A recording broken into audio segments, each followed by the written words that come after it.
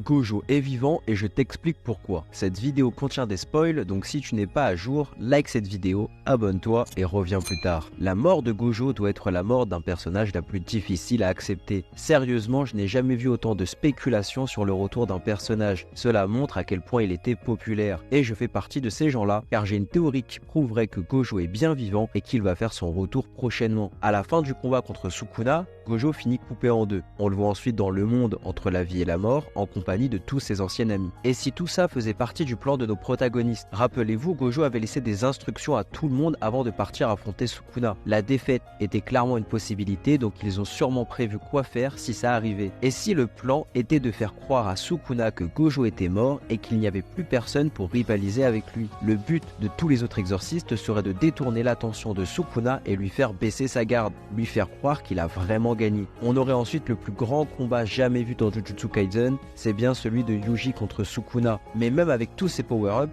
il n'arriverait pas à vaincre à lui seul Sukuna. Et c'est là que Gojo ferait son retour, pour finir Sukuna en une seule attaque. Son nouveau pouvoir, lent. Plusieurs illustrations nous prédisaient cette nouvelle attaque de Gojo. Une attaque pure d'énergie occulte. Une attaque qui ferait disparaître tout ce qu'elle touche de la réalité. Si pure qu'elle ferait disparaître la noirceur de Sukuna. En échange de cette technique surpuissante, Gojo pourrait perdre la vue et devenir aveugle. Le fait qu'il porte continuellement un accessoire qui bande ses yeux pourrait être ici un foreshadowing. En perdant ses yeux, Gojo ne serait définitivement plus le plus fort. Il serait juste Gojo Satoru, laissant place à la nouvelle génération. Dis-moi ce que tu penses de cette théorie dans les commentaires. Et tu savais que